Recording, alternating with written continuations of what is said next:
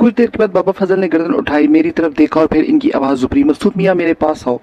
मैंने न जाने किस तरह अपने लागर और बेजान जिस्म को घसीटा, खड़ा भी नहीं हुआ जा रहा था। बहरतौर किसी न किसी तरह बाबा फजल हुसैन के सामने आकर बैठ गया। इनके चेहरे पर भी वर्दनी छाई हुई थी, होंठ खुश्क थे, आवाज भी नहीं हो गई थी। कहने लगे, मैं तो शायद इसे इस तरह बर्बाद कर देता कि दोबारा किसी को ललकारने की जरूरत ना होती इसे, लेकिन मियाँ तुम नौजवान हो, तुम्हारे बदन को हर चीज की जरूरत है। अब कुछ और सोच रहा हूँ। देखो मियाँ, कहने की बात नहीं है, ना ही एहसान है किसी पर, बस कुछ ऐसी चीजें आती हैं जो अपने लिए वक्त मांगती हैं, और जब वक्त आता है तब इंसान कुछ भी करे तामील खुद ब खुद हो जाती है। मेरा ख्याल है मेरी बातें तुम्हारी समझ में नहीं आ रही होंगी। जाहिर है ग़ज़ा और पानी अल्लाह का हुक्म है और इनसे दूरी बहर तौर बहुत सी कमी पैदा कर देती है। मेरा ख्याल है मसूद मियाँ बात खत्म कर देनी चाहिए। लो ये लो रखो, तुम्हारे लिए बड़े काम की चीज है। उन्होंने अपने लिबास से एक सफेद छोटी सी तख्ती निकाल कर मुझे दी। ये मेरा असासा हयात है, सामने की सिमत रुख कर दाएं बाजू पर बांध लो। इसके साथ ही जो कुछ मैं कह रहा हूँ इससे पूरे गौर से सुनो। होश आवाज साथ दे रहे हैं? जी बाबा, मैंने कहा। मैं बे इल्म इंसान हूँ मसूद मियाँ, बड़े कम मालूमात है मुझे, तुम्हें कोई इल्म नहीं दे सकता। थोड़ा बहुत जानता हूँ, बताए दे रहा हूँ। इल्म की वसअत इस कायनात के सारे समंदरों से करोड़ों गुना ज्यादा है। मार्फत अतिया इलाही है, जो कुछ मिल जाए इस पर शुक्र जरूरी है। और की हवस सब कुछ छीन लेती है। चुनाचा कनात करना, जो मिले इसे अमानत जानना, और अमानत में अपना हिस्सा नहीं होता। बदी को तलाश नहीं करना पड़ता, बदी खुद ब खुद बोलती है। जान लो कि तफरीक ना करना, दीन धर्म की कि हिंदू मुसलमान सिख ईसाई और सब इसी मिट्टी की तख्लीक है, और मिट्टी का मालिक आसमान वाला है। होशवास साथ दे रहे जी, इन अल्फाज को गुम ना करना, ये अमानत के तौर पर दे रहा हूँ तुम्हें। आंखें बंद कर लो, जहन के दरवाजे खुल जाते हैं, आंखें बंद कर लो। उन्होंने दोबारा कहा और मैंने आंखें बंद कर ली। फजल हुसैन बोले, ईमान कायम है तो तुम्हारी जीत है। दिल वो चीज है जो फैसला करने में मदद देता है, लेकिन सरकशी करे तो तस्लीम ना करना। अपनी तलब अपनी जात को पीछे रखना, ता वक्त ये कि लकीर खत्म ना हो जाए। तुम्हें ये लकीर एक सिरे से दूसरे सिरे तक अबूर करनी है, बस इसके बाद तमाम रास्ते कुशादा हो जाएंगे। अल्लाह तुम्हारा हामी और नासिर हो। बाबा साहब खामोश हो गए। मैं आंखें बंद किए बैठा रहा और इंतजार करता रहा कि वो कुछ बोले। 10 मिनट, 15 मिनट, 20 मिनट और शायद आधा घंटा गुजर गया। फिर आंखें खुद ब खुद खुल गईं। पहली भी निगाह बाबा साहब पर डाली और दिल दहल कर रह गया। वो करवट के बल लेटे हुए थे, आंखें बेनूर थीं और बदन साकित। घबरा कर नबज टटोली, मगर जिस्म से रूह का रिश्ता मनकता हो चुका था। वो रुखसत हो गए थे। यकीन न आया, न जाने कितनी आवाजें थी, इन्हें हिलाया जुलाया, दम बखुद रह गया। आह, बाबा फजल हुसैन अब दुनिया में नहीं थे। ये क्या हो गया, कैसे हो गया? सब कुछ भूल गया, सारा खौफ दिल से निकल गया। ना भूरिया चरण याद रहा, ना भूख प्यास। फजल हुसैन बाबा के बिछड़ जाने का गम था और दिल रो रहा था। बहुत देर इस तरह गुजर गई। मैं जानता था मुझे क्या करना है। चुनाचा उठाई, इसे कमरे की इमारत के बाएं सिमत गया। वहां एक कुदाल पड़ी हुई थी, उठाई और पत्थरों में सुराख करने लगा। मेरी कुदाल ने चट्टाने शक कर दी और मैंने रुके बगैर एक गहरा गड्ढा तैयार कर लिया। इसके बाद बाबा फजल हुसैन के जस्द खाकी को इसमें उतार कर मैंने इसे बंद कर दिया। पत्थरों से इसे अच्छी तरह ढांकने के बाद मैंने इनके लिए दुआएं मग़फ़िरत की। उन्होंने कहा था, अब यहाँ रुकना मुनासिब नहीं है मसूद मियाँ, यहाँ से चल पड़ो और चलते रहो। मैंने ऐसा ही किया। इस जगह पहुंचा जहाँ भूरिया चरण धरना मारे बैठा था। वो वहाँ मौजूद नहीं था, शायद उकता कर वहां से चला गया था। कोई खास ख्याल ना आया, चलता रहा। बाबा फजल हुसैन के साथ जो वक्त गुजरा था इसे कभी फरमोश नहीं किया जा सकता था। इन्हें याद करके दिल रोने लगता था, लेकिन रोने के लिए और भी बहुत से थे। सब याद आते थे। कई दिन के सफर के बाद किसी आबादी में दाखिल हुआ। रेलवे स्टेशन सामने था। एक ट्रेन आकर रुकी थी। मुसाफिर उतर रहे थे, सवार हो रहे थे। बस दिल चाहा कि मैं भी ट्रेन में सवार हो जाऊं। चुनाचे एक डब्बे में दाखिल हो गया। ट्रेन कहाँ से आई है, कहाँ जाएगी, पर कुछ पता नहीं था। चंद लम्हात के बाद इसने स्टेशन छोड़ दिया। निचले दर्जे का डब्बा था। मामूली किस्म के मुसाफिर भरे हुए थे। एक मुसाफिर ने अपने करीब जगह दे दी और मैं बैठ गया। ट्रेन की आवाज़ को सुलाई दे रही थी। रात के 12 बजे के करीब टिकट कलेक्टर आ गया और सोते हुए मुसाफिरों को जगह जगह का टिकट मांगने लगा। मैंने जेब से पैसे निकाल लिए और टिकट कलेक्टर के करीब आने का इंतजार करने लगा। जब वो करीब पहुंचा तो मैंने पैसे इसकी तरफ बढ़ाते हुए कहा, चंदवी के स्टेशन से सवार हुए हैं भाई, ये रेल जहाँ जा रही है वहां का टिकट दे दो। टिकट चेकर ने चौंक कर मुझे देखा और फिर सलाम करके आगे बढ़ गया। मैं हाथ में पैसे लिए मुंह खोले से दिखता रह गया। मेरे बराबर एक मैले को चेहरे से कंबल में मुंह ढककर सोते हुए शख्स ने कंबल का कोना सिरकाया और शीशी का इशारा करके मुझे अपनी तरफ मुतवज्जो किया। एक बूढ़ा बारिश आदमी था। हंसकर बोला, आराम बड़ी चीज है, मुंह ढककर सोइए। मैं नहीं समझ सका इसने ये अल्फाज क्यों कहे थे। इसने दोबारा कंबल मुंह पर ढक लिया था। मैं परेशान नजरों से दूर पहुंच जाने वाली टिकट चेकर को देखने लगा तो अचानक बारिश शख्स ने मेरा हाथ पकड़ा और बड़ी जोर से मुझे अपनी तरफ खींच लिया और फिर कंबल मेरे चेहरे पर ढक दिया। मेरे बदन में सन्नाटा सा फैल गया। कंबल की तारीकी में एक लम्हे के लिए घुटन का एहसास हुआ और फिर फना हो गया। मदम मदम से मनाज़िर निगाहों में उभरने लगे। आहिस्ता आहिस्ता अजीब सी रोशनी फैलती जा रही थी। मैं हैरानी से इस रोशनी को देखने लगा। एक शख्स हाथ में झाड़ू लिए करीब आता हुआ महसूस हुआ और फिर मुझसे कुछ फासले पर रुककर इसने झाड़ू देना शुरू कर दी। गर्द उड़ रही थी। मैंने गर्द से बचने के लिए कंबल सर पर ओढ़ लिया और चेहरा ढक लिया। झाड़ू की आवाज मुसलसल उभर रही थी। जब वो दूर चली गई तो मैंने चेहरा खोलकर देखा। सुबह का सुहाना वक्त था। काफी फासले पर लाल रंग के पत्थरों से बनी हुई एक इमारत नजर आ रही थी। गालिबन मस्जिद थी। इसकी सीढ़ियों से नमाजी नमाज पढ़कर नीचे उतर रहे थे। दिमाग को एक झटका सा लगा। चौंक कर चारों तरफ देखा। ना ट्रेन थी, ना ट्रेन के मुसाफिर, और ना ही वो कंबल पोश मुसाफिर, लेकिन कंबल मेरे पास था और 100% वही कंबल था जिसमें मुझे छुपा लिया गया था। दिल को एहसास हुआ मुझे ऐसे मेरे सब पास कायनात की सारी दौलत आ गई हो, मगर हैरानी अपनी जगह थी। ये सब हुआ क्या? वो शहबाज के आलम में रेल में बैठा था और अब सब कुछ गायब हो गया। ये कौन सी जगह है? और आंखें फाड़ फाड़ कर चारों तरफ देखने लगा। ज्यादा देर नहीं गुजरी थी कि दूर से एक घोड़ा गाड़ी आती नजर आई जो इसी तरफ आ रही थी। मेरे करीब से गुजरकर वो मस्जिद के सामने रुक गई। इससे कुछ लोग नीचे उतरे और कुछ सामान उतारने लगे। फिर कुछ खवातीन घोड़ा गाड़ी से नीचे उतर आई, कीमती लिबास पहने हुए थी। देखते ही देखते आसपास से बहुत से गुदड़ी परदार मर्द औरतें घोड़ा गाड़ी के पास आगे और हंगामा राई होने लगी। लेकिन गाड़ी से उतरने वाले 4 आदमियों ने इन्हें धक्के देकर पीछे हटाया और फिर शायद इनके कहने से 2 कतारें बनाकर बैठ गए। मैं दिलचस्पी ये तमाशा देखने लगा। इन्हीं शायद खाना तकसीम किया जा रहा था। मेरे पेट में एकदम खलबली मच गई। शदीद भूख का एहसास हुआ, मगर कदम उस तरफ ना उठ सके। मैं खामोशी से इधर देखता रहा। अचानक एक आदमी मेरी तरफ बढ़ा और करीब आ गया। नाश्ता ले लो बाबा जी, इधर कतार में आ जाओ। एकदम से दिल में अना आ जाएगी। मैं फकीर तो नहीं हूँ, मगर जहन ने फौरन कहा अनाज ठुकराना गुनाह है। रिस्क लेने के लिए बढ़ने वाले हाथ इंसान के सामने नहीं अल्लाह के सामने फैलते हैं। उठा और इस शख्स के साथ चल पड़ा। कंबल जिस्म से लिपटा हुआ था। इस शख्स ने मुझे भी कतार में बिठा दिया। हलवा, पूरियां और तरकारी थी। ये चीजें बड़े बड़े थालों में सजी हुई थी। ढाक के पत्तों के दोने बने हुए थे। एक शख्स थाल संभाले हुए था। 2 इसके पीछे थे। 2 नौजवान लड़कियां जो कीमती लिबास पहने हुए थी थाल के साथ चल रही थी। एक लड़की दोने उठाकर दूसरी को देती और दूसरी ये दोने फकीरों को दे देती। गालबन ये खैरात दूसरी लड़की के हाथों तकसीम कराई जा रही थी। थाल खाली होता तो दूसरा थाल घोड़ा गाड़ी से आ जाता। आहिस्ता आहिस्ता वो मेरे करीब पहुंचते जा रहे थे। दोनों लड़कियां बेहद खूबसूरत थी। मैंने एक निगाह इन पर डालकर झुकाई, मगर इस सरसरी निगाह से मुझे अनोखा एहसास हुआ। मैंने कुछ देखा था और जो कुछ देखा था नाकाबिल यकीन था। गहरे काले रंग का एक नाग एक लड़की के जिस्म के गिर्द बल डाले लिपटा हुआ था। वो बहुत लंबा और पतला था। इसका निचला हिस्सा लड़की के कमर से लिपटा हुआ था और बाकी बदन बल खाता ऊपर चला गया था। अपने शुबे को यकीन की शक्ल देने के लिए मैंने जल्दी से गर्दन उठाई, इसे दोबारा देखा। वो दोनों मेरे सामने थी। दोनों लड़की के हाथ में थे और वो मुझे देने के लिए झुक रही थी। मैंने इस बार शाम को बखूबी देख लिया। इसका फन लड़की के सर के ऊपर रखा था और इसकी आंखें बंद थी। एकदम इंसानी कमजोरी का गलबा हुआ। लड़की झुकी तो मैं चीख मारकर पीछे हट गया और मेरे मुंह से आवाज निकली, सांप सांप। दोनों लड़की के हाथ से नीचे गिर गए और इनका सामान बिखर गया। सब चौंक पड़े थे। दोनों लड़कियां भी मतहोश हो गई। कहाँ है सांप? कैसा सांप? थाल संभालने वालों ने कपकपाते हुए वो मुश्किल थाल संभाल कर नीचे देखते हुए कहा। मैं उंगली से सांप की तरफ इशारा करके एकदम खड़ा हो गया। सांप का ऊँगता हुआ सर जुम्बिश करने लगा। इसने एकदम आंखें खोल दी और इसकी मख्फी सुर्ख चिंगारियों जैसी आंखें मुझे घूरने लगी। इनमें किना सूजी की झलक थी। मेरा इशारा चूंकि लड़की के जिस्म की तरफ था, इसलिए इन लोगों ने लड़की को भी देखा। फिर एक बोला, पागल लगता है, उठा ये रिस्क। सब नीचे गिरा दी। तुम लोग, मेरे मुंह से निकला। मेरे चेहरे से कंबल सिरक गया था। दूसरी लड़की ने अजीब नजरों से मुझे देखा और फिर से दोने उठाकर तकसीम करने वाली लड़की को देकर बोली, लो महर जमीन पर गिरी हुई चीजें खराब हो गई है और दे दो। मैं शिद्दत हैरत से गुंग हो गया। ये लोग लड़की के जिस्म से लिपटे शाम को देख नहीं पा रहे थे। इस बार दोनों मेरे हाथों में आ गए थे, मगर मैंने कुछ पीछे हटकर इन्हें लिया था। वो आगे बढ़ गई, मगर मैं पागलों की तरह इन्हें देख रहा था। या इलाही, ये क्या किस्सा है? काले सांप ने लड़की को अपनी गिरफ्त में लिया हुआ है और ये लोग तो ना इससे खौफ खा रहे हैं और ना इससे कोई अहमियत दे रहे हैं। दोनों लड़कियां नाश्ता तकसीम करने वाली आखिरी फकीर को भी नाश्ता दे चुकी तो वापस पलटी। उन्होंने मुझे देखा। मैं इस तरह दोने पकड़े बैठा हुआ था। इस बार उन्होंने मुझे हमदर्दी से देखा था। सब घोड़ा गाड़ी में बैठ गए और कोचवान ने अपनी जगह संभाली। पेट भरा हुआ है क्या पहलवान? मेरे बराबर बैठे हुए फकीर ने ललचाई हुई नजरों से मेरे दोनों को देखते हुए कहा। मैं चौंक पड़ा। मेरे को दे दे, खलीफा का पेट 4 पूरियों से नहीं भरने का। दे दे उस्ताद, अल्लाह तेरा भला करे, इसने लजाजत से कहा और मैंने दोनों इसकी तरफ बढ़ा दिए। अरे अरे खाने दे से कलन, तेरा पेट कभी नहीं भरेगा। करीब बैठी एक औरत ने कहा। इसके साथ 2 बच्चे थे जो जल्दी से नीचे गिरी हुई पूरी और हलवा उठाकर ले भागे।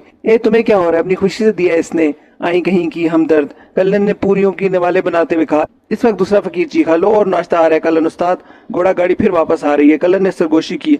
मियाँ भाई, तेरे को अगर जरूरत नहीं है तो मेरे लिए ले ले, अल्लाह तुझे खुश रखे, मेरे छोटे छोटे बच्चे हैं। घोड़ा गाड़ी कुछ फासले पर रुक गई। इस बार इससे औरतें नीचे नहीं उतरी, बल्कि एक भारी जिसामत का दराज कामत शख्स नीचे उतरा था। इसके जिस्म पर कीमती शेरवानी थी। इसके पीछे वही दोनों आदमी भी नीचे उतरे थे जो पहले थाल उठाए हुए थे। वो मेरी तरफ बढ़ने लगे।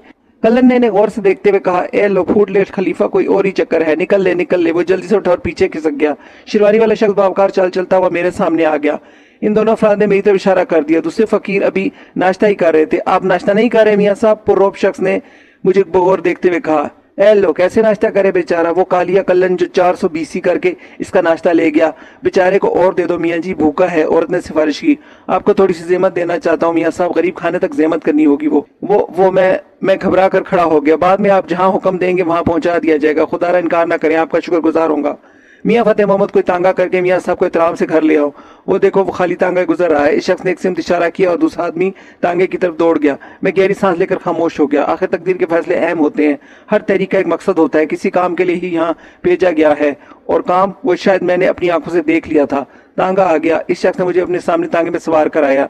दोनों मुलाजिम नुमा आदमी भी तांगे में बैठ गए और शेरवानी वाले ने तांगे वाले से कहा, हमारी गाड़ी के पीछे पीछे आ जाओ। जी सरकार आली। तांगा घोड़ा गाड़ी के पीछे चलता रहा। मैं दोनों तरफ अपनी मारते देख रहा था। कोई बड़ा शहर था मगर मेरे लिए अजनबी था। अपने तजस्सुस को ना रोक सका और पूछ बैठा, ये कौन सा शहर है भाई? मेरे करीब बैठे दोनों मुलाजिम चौंक पड़े। तांगे वाला बेख्तियार बोला, दिल्ली है भाई। मियाँ कहीं बाहर से आए हो? तुम तांगा चलाओ शेख जी, मियाँ साहब का भेजा टला है, फतेह मोहम्मद ने कहा और दूसरा मुलाजिम से घूरने लगा। तेरी कतरनी कभी काबू में नहीं आएगी। फतेह चुप का बैठ। अमा तो गोल मिर्ची काहे को चबा रहे हो? मैंने क्या कर दिया? फतेह मोहम्मद ने बुरा मुंह बनाते हुए कहा। बस तू चुप का बैठा रहे। कमाल है, उमर कैद नहीं, काय को मेरे ऊपर हुक्म चलाते रहते हैं। लड़ना बुरी बात है भाइयों, मैंने इन्हें टोका। ए लो, बोल पड़े मुरलीदास। मियाँ भाई सब तुम्हारा किया धरा है। फतेह मोहम्मद ने कहा। मेरा तो और क्या मियाँ भाई? वो सांप कहाँ से नजर आ गया तुम्हारे को? सांप में आहिस्ता से बोला। सुन लो बंदूक खान साहब, मियाँ जी भूल गए और सुनाओ बड़े मियाँ साहब को सांप की कहानी। खुदा के लिए चुप रहो, घर जाकर बात कर लेना। दूसरे मुलाजिम ने कहा। ये शहर दिल्ली है? मैंने पूछा। हाँ। अमा तो क्या बाराबंकी है से आए हो? हाँ मैं यहाँ अजनबी हूँ। कहाँ के रहने वाले हो? फतेह मोहम्मद बोला। जदूसी से आया हूँ। तो ये नहीं पता कि दिल्ली में उतरे हुए क्या जहाज से गिर गए थे? नहीं, बस यूं ही मैंने जुमला अधूरा छोड़ दिया। दिल्ली में हो पहलवान और फतेहपुरी की जामे मस्जिद पर बैठे थे। अब समझ में आ गई, मगर वो सांप कहाँ से नजर आ गया तुम्हें? फतेह मोहम्मद बोलने का मरीज था। ये कौन सांप है जो शेरवानी पहने हुए थे? शेख अब्दुल कदूस अच्छे नवाब, बहुत बड़ी सरकार है। आधी दिल्ली इनकी है अल्लाह के फजल से। फतेह मोहम्मद बोला। वो दोनों लड़कियां कौन थी? मैंने पूछा। एक मेहरुन्निसा शेख साहब की छोटी बिटिया और दूसरी। फतेह मोहम्मद कसम खा रहा हूँ अच्छे नवाब से तेरी शिकायत जरूर करूंगा। रास्ते में बक बक किए जा रहा है, ये कोई अच्छी बात है? मुलाजिम बंदूक खान ने कहा और फतेह मोहम्मद बुरा सा मुंह बनाकर खामोश हो गया। मैंने भी खामोशी इख्तियार कर ली, लेकिन हालात का कुछ अंदाजा हो रहा था। वो लड़की मेरे लिए मम्मा बनी हुई थी, जिसके जिस्म पर मैंने पूरे होशो हवास के आलम में सांप लिपटे देखा था, मगर दूसरे इससे लाइल्म थे। क्यों? आखिर क्यों? फिर एक कदीम तर्ज की शानदार हवेली के अहाते के सामने तांगा रुक गया। घोड़ा गाड़ी अंदर दाखिल हो गई थी। हम तांगे से नीचे उतर आए। घोड़ा गाड़ी की सवारी अंदर चली गई थी। शेरवानी वाले शेख साहब हमारा इंतजार कर रहे थे। इनके पास एक और शख्स खड़ा हुआ था, जिससे देखकर अचानक मेरे दिमाग में एक जोरदार धमाका हुआ। ये चेहरा मैं पहचान गया था। ये वही नवाब किस्म का आदमी था जिसे मैंने उस वक्त देखा था जब लोग मुझे रत्ना कहते थे। इसी शख्स के साथ मैंने मामू रियाज को शकुंता के कोठे पर जाते हुए देखा था और बाद में ये मुझे नहीं मिल सका था, मगर इतना पता चला था कि ये लोग इलाहाबाद के रहने वाले थे। आह, क्या मामू रियाज भी इसके साथ हैं? शेख अब्दुल कदूस एहतराम से आगे बढ़े और बोले, तकलीफ दही की माफी चाहता हूँ किबला। दिली आरजू है कि एक मुख्तर वक्त के लिए मुझे शर्फे मेहरबानी बख्शें। आपको कोई काम है हमसे? मैंने पूछा। इस हकीकत से इनकार करके झूठ बोलने का जुर्म नहीं करूंगा। अगर आपका ख्याल है कि हम आपके किसी काम के नहीं, अगर आपका काम हमसे ना हो सके तो हमें मुजरम करार ना दीजिएगा। वो मेरी तकदीर होगी। आपके कदमों की बरकत ही से फैजियाब हो लूंगा, शेख साहब ने कहा। फिर फतेह मोहम्मद से बोले, मियाँ फतेह मोहम्मद साहब को मेहमान खाने ले जाओ और इज्जत एहतराम से वहाँ कयाम कराओ। तुम्हारी खिदमत इनके लिए हैं। इन्हें कोई तकलीफ हुई तो सजा पाओगे। जी सरकार, फतेह मोहम्मद ने कहा। फिर मेरे सामने गर्दन झुकाकर बोला, आइए मियाँ साहब। मैं इसके साथ चल पड़ा। मेहमान खाना हवेली के बगली हिस्से में था। इसमें दाखिल होने का रास्ता भी दूसरी सिमत से था। इस तरफ आम और शरीफे के दरख्तों की भरमार थी। 3 चौड़ी सीढ़ियां अबूर करके एक अरीज दालान आया और फतेह मोहम्मद ने दालान में बने दरवाजों में से एक दरवाजा खोल दिया। सबसे बढ़िया कमरा दे रहा हूँ मियाँ साहब तुम्हारे को, कसम अल्लाह की नसीब खुल गए तुम्हारे तो। वैसे भाई मियाँ कौन सी पेंटी घुमा रही तुमने? हमारे शेख साहब पर बड़ा दम भर रहे हैं तुम्हारा। तुम वाकई बहुत ज्यादा बोलते हो फतेह मोहम्मद, मैंने मुस्कुराते हुए कहा। मियाँ साहब हम तो ये सोचे हैं कि जिंदगी जिंदा दिली का नाम है और मुर्दा दिल को दिल से बाहर निकाल फेंकना चाहिए। मियाँ हंस बोलकर जिंदगी गुजार लो। हाँ ये तो ठीक है। एक बात बताओ फतेह मोहम्मद, ये शेख साहब के साथ जो एक साहब खड़े हुए थे वो कौन थे? नैन मियाँ? मैं इनका नाम नहीं जानता, मैंने हंसकर कहा। ए वो हाँ मियाँ साहब, वो अच्छे नवाब की बड़ी बिटिया फखरुन्निसा के ममा ससुर है। नाम है इनका लियाज खान इलाहाबादी। प्यार से सब लोग इन्हें नैन मियाँ कहते हैं। एक बात बताऊं पते की? बताओ। बस मियाँ खाओ कमाओ है, कभी इसके घर जा पड़े कभी उसके घर जा पड़े। शेख साहब बिटिया के ससुराल का ख्याल करते हैं। अब कोई 20 दिन हो गए मियाँ पड़े हुए खा रहे हैं। इलाहाबाद के रहने वाले हैं। हाँ, बड़ी बिटिया के ससुराल इलाहाबाद में है। इनके साथ कोई और भी है? लो, इनके साथ और कौन होगा? बस यार दोस्त हैं और रंग रंगलियां।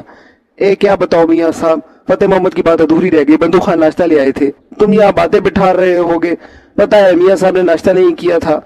अमा हाँ लो, भूल ही गया। तुम भी खिदमत कर लो मियाँ साहब की। एक सिट्टे का नंबर मिल गया तो वारे न्यारे हो जाएंगे, फतेह मोहम्मद ने हंसते हुए कहा। नाश्ता बड़े तमाम से लाया गया था। भूख फिर चमक उठी। मैं खामोशी से नाश्ता करने में मसरूफ हो गया। बंदूक खान ने फतेह मोहम्मद को कोई काम बताकर वहां से भेज दिया था। खुद बंदूक खान समझदार और संजीदा आदमी था। खामोशी से बैठा रहा। मैंने भी इससे कोई बात नहीं की थी। फिर वो बर्तन उठाकर चला गया। مہمان خانے کا ایک کمرہ بے مثال سجاوٹ کا حامل تھا. بسیری بےحد قیمتی تھی, دوسری چیزیں بھی اسی معیار کی تھی. میں گہری سانسیں لے کر ایک گوشے میں جا بیٹھا. جو کچھ ہوا تھا اس پر غور کر رہا تھا. چند دوسری سے ریل میں بیٹھا تھا, کمبل پوچھ کے الفاظ سنے تھے اور بس. اس کے بعد یہ سب کچھ, وہ کمبل اب میرے پاس تھا, اس سے بڑی حقیقت اور کیا ہو سکتی تھی. مگر دل سے سوال کرتا تو جواب ملتا کہ مجھے یہاں بھیجا گیا ہے اور یہ سب کچھ بے مقصد نہیں ہے. مجھے اس مقصد کے سامنے آنے کا انتظار کرنا چاہیے. البتہ دل میں رہ کر الہ آباد کے لحاظ خان کا خیال آ رہا تھا. اس شخص سے اگر ماموں کے بارے میں کچھ معلوم ہو سکے تو. باہر آہٹیں ابھری. پھر شیخ عبد القدوس اندر داخل ہو گئے. میں نے کھڑے ہو کر ان کا استقبال کیا تھا. مجھے گناہگار نہ کیجیے میاں صاحب, آپ تشریف رکھیے, کچھ باتیں کرنا چاہتا ہوں آپ سے. حکم فرمائیے. میاں صاحب, اللہ تعالیٰ جسے چاہے اپنی رحمت سے نواز دیتا ہے, وہی جانتا ہے کہ اس نے آپ کو کیا دولت عطا کی ہے. آپ نے میری بچی کو دیکھ کر کچھ سانپ کا حوالہ دیا تھا, وہ کیا تھا؟ ٹانگے میں بیٹھ کر میرے ملازموں نے یہ تذکرہ کیا تھا اور میرا دل بے اختیار چاہا تھا کہ آپ کو غریب خانے پر زحمت دوں. وہ خاتون آپ کی صاحبزادی ہیں؟ جی, میری 2 بیٹیاں ہیں. معبود کریم نے یہی 2 بیٹیاں عنایت فرمائی ہیں. بڑی کے فرض سے سبکدوش ہو چکا ہوں, چھوٹی کے لیے ابھی کچھ نہیں سوچا تھا کہ وہ اس مصیبت کا شکار ہو گئی. وہ مصیبت کیا ہے؟ آپ کے سوال کا جواب دینا میرا فرض ہے, حالانکہ میرا سوال تشنا رہ گیا ہے. آپ نے اس وقت سانپ سانپ کیوں کہا تھا؟ کیا آپ لوگ ان کے بدن سے لپٹے ہوئے سانپ سے خوفزدہ نہیں ہوتے؟ بدن سے لپٹے ہوئے سانپ سے؟ شیخ صاحب نے خوفزدہ لہجے میں کہا. ہاں, اس کا پھان ان کے سر پر رکھا ہوا تھا. وہ چمکیلا سانپ گہرا سیاہ تھا اور وہ ان کے پورے بدن کو اپنی گرفت میں لیے ہوئے تھا, میں نے کہا. اور شیخ صاحب دہشت زدہ نظروں سے مجھے دیکھنے لگے. کچھ دیر کے بعد انہوں نے کہا, وہ آپ کو نظر آیا تھا؟ آپ کو نظر نہیں آتا؟ نہیں, ہمیں یہ بصیرت نہیں ملی حضرت. اب میں آپ کو پوری تفصیل بتانا چاہتا ہوں. مختصر عرض کرتا ہوں, میں دہلی کا قدیم باشندہ ہوں. اجداد مغلیہ سے یہ آباد تھے. یہ حویلی بھی اسی دور کی ہے. دہلی میں تھوڑی بہت جائیداد اور کاروبار ہے, اللہ کے کرم سے عزت سے گزر رہی ہے. اولاد نرینہ سے محروم ہوں اور یہی 2 بچیاں سرمایہ حیات ہیں. میرونسا میری چھوٹی بچی کا نام ہے. کوئی 8 ماہ پہلے وہ ایک خوش گفتار, ہنسمکھ اور زندگی سے بھرپور بچی تھی. اچانک ایک رات وہ خواب کے عالم میں ڈر گئی اور سانپ سانپ چیخنے لگی. ہم سب جاگ گئے اور اسے بیدار کیا تو وہ سینے میں ڈوبی ہوئی تھی. وہ دہشت زدہ نظروں سے چھت میں لٹکے فانوس کو دیکھ رہی تھی. اس نے بتایا کہ فانوس میں سانپ ہے. وہ نیچے لٹکا ہوا تھا اور اس پر گرنا چاہتا تھا. ہمارا خیال تھا کہ وہ خواب دیکھ رہی تھی. تاہم اسی وقت سارے ملازموں کو بلا کر بھاری فانوس اتار لیا گیا اور اس کو چکنا چور کر دیا گیا. سانپ کہیں نہیں تھا. اسے اطمینان تو ہو گیا, مگر وہ بددستور سہمی رہی. پھر دوسری صبح اس نے اپنی والدہ کو بتایا کہ وہ یہ سانپ کی دن سے دیکھ رہی ہے. کبھی یہ اسے پائیں با کے کسی درخت کے جڑ میں بیٹھا ہوا نظر آتا, کبھی پھولوں کے کسی شاخ میں, مگر پھر غائب ہو جاتا. لیکن اس کی ننھی چمکدار آنکھیں اسے نظر آتی رہتی ہیں. نظر نیاز کی گئی, صدقے اتارے گئے, جو ممکن تھا کر لیا گیا, مگر افاقہ نہ ہوا. وہ ملول اور خوفزدہ رہنے لگی. 2-3 بار اس نے سانپ کا تذکرہ کیا اور پھر خاموش ہو گئی. اس کے بعد بارہا اس سے سانپ کے بارے میں پوچھا گیا, مگر اس نے کچھ نہیں بتایا, بلکہ اس تذکرے پر وہ خاموش ہو جاتی ہے. اس میں وہ تمام صفات ختم ہو گئی. پہلے وہ بلبل کی طرح چہکتی رہتی تھی, اب بالکل خاموش, بلکہ ایک طرح سے نیند کے عالم میں رہتی. بس کبھی کبھی وہ اس خول سے نکلتی ہے. اس سے کچھ پوچھا جاتا ہے تو رونے لگتی ہے. ساتھ ہی کچھ عجیب و غریب واقعات رونما ہوئے ہیں جو ناقابل فہم ہیں. وہ کیا؟ میں نے دلچسپی سے پوچھا, اور شیخ صاحب کسی سوچ میں گم ہو گئے, جیسے ان عجیب و غریب واقعات کو یاد کرے. اور پھر انہوں نے کہا,